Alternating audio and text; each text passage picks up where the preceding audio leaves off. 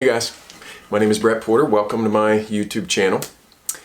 Today I want to talk about those of you who have been recently diagnosed with cancer and what the hell do we do with that information?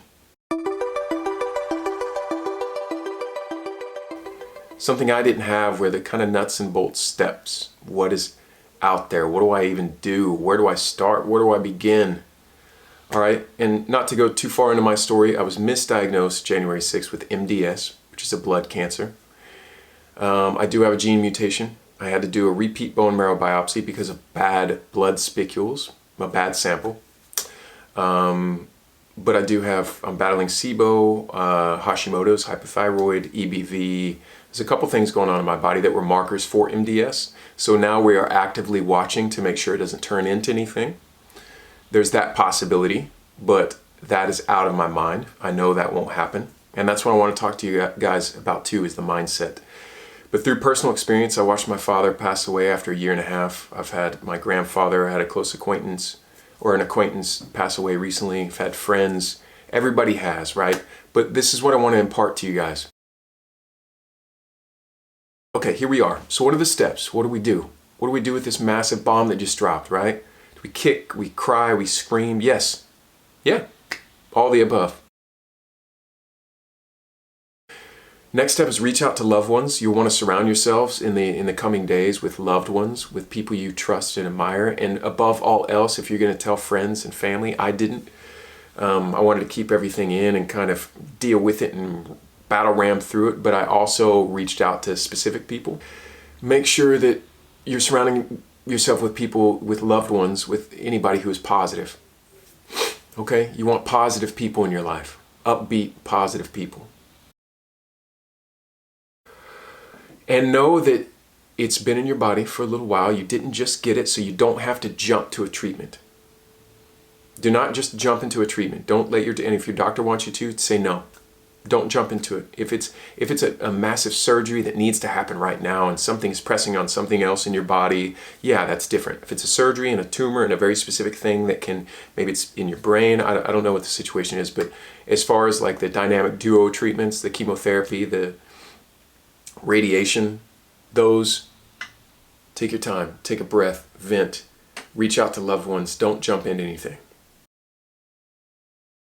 Next step is recruit your team. You need to have a badass team around you. And I mean, you already have a primary care physician, hopefully. You have your oncologist, and we'll go into the oncologist also. Get a therapist. It's invaluable, all right? They look at it from an objective point of view. If you can afford a functional medicine team, I think that's the best thing that ever happened to me. With SIBO and EBV and Hashimoto thyroid and neutropenia and all kinds of stuff. They test little levels, they test everything. Breath tests, urine tests, fecal tests, every kind of test to figure out, parasites and viruses and what else is going on in your body. What are these underlying conditions? Because you need to prime your body and your mind, but prime your body to be its best, most militaristic self. I'm going to talk in like military terms. No, I wasn't in the military, but it seems fitting. We have an army inside of us, right? We have NK cells and T lymphocytes and our white blood cells and everything to fight infection and diseases. And we have this kick-ass immune system that's innate from day one, right? It's already there. Now you just have some rogue cells that are dividing and wreaking a little havoc, right? We need to go in the words of my manager.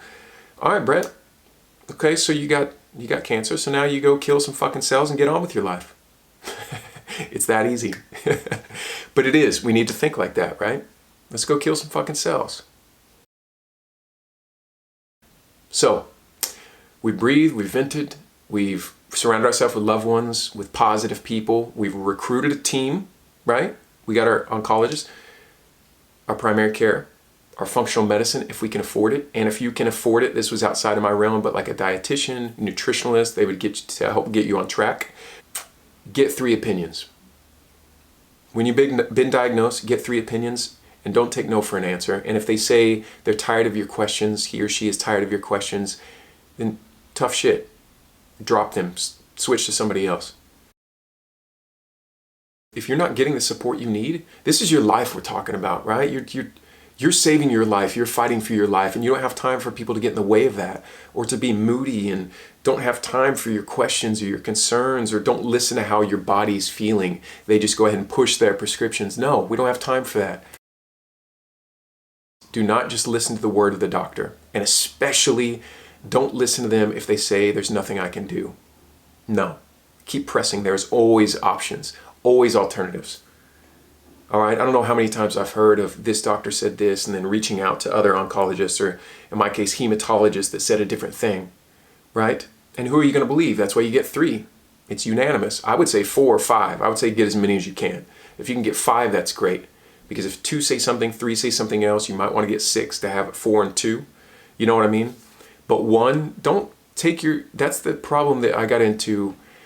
My father, God bless his soul, he treated the doctor like he was a god. He gave him the reins. He said, I will listen to you. And as he, in his words, he told us, my life is in his hands.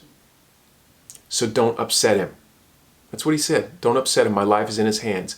As if, so he gave all the power to the doctor.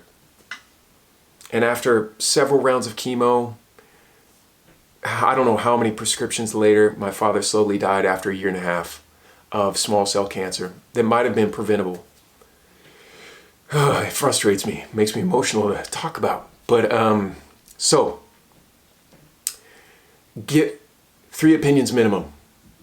Your primary care physician will help you do that. Your insurance will do that. They might be limited. You might have to pay a little bit extra money. Who cares? But all insurances, as far as I know, like you can reach out and get 2 or 3 opinions. I say 3 minimum. Okay? Nobody is going to fight as hard as you for yourself, for your life. Remember that. You're in a fight for your life. People around you are helping many people. You know, the doctors are they're helping you along the way, but they're not spending their every waking hour researching or thinking about this thing. They don't have to live with this thing. The pitfalls you can get into. One is I call the research rabbit hole, which is pretty dangerous. I went down it. I just leapt into it and went down this research rabbit hole, Alice in Wonderland style. That's right. That can be dangerous. Yes, knowledge is power. Yes, we need to learn everything we can about our disease. But as far as survival rates, statistics, median average age of survival, the 5-year survival rates, prognosis, just be careful. Be careful of those, because that can spin you off into anxiety land, and that can spin you off into sleepless nights like I had. Just be careful with that. You've heard the term mindfulness, right? We'll get into that. I'll make a separate video of meditation. Is going to come in handy, but mindfulness. All right, we need to start practicing at night mindlessness. No research rabbit hole at night. Mindlessness. If you're going to do anything, research anything before bed, positivity, survival stories. Stay positive. Let's go through this together, and please take your time. Know that you have time, and explore your options. Don't forget to breathe and reach out to people, get a therapist, get your team, and then you can start the battle. But you know what? After you grieve, after you take a minute to vent, get on the horse. It's time for action. You're fighting for your life. It's time to fight for your life. All right, guys. Remember, you are the cure. I'll be here with you every step of the way, at least once a week on video, as much as I can, as much as I can share. So questions or comments, leave them below, and ring the bell so I can notify you. Subscribe so we're in this together. I'm doing this as a passion.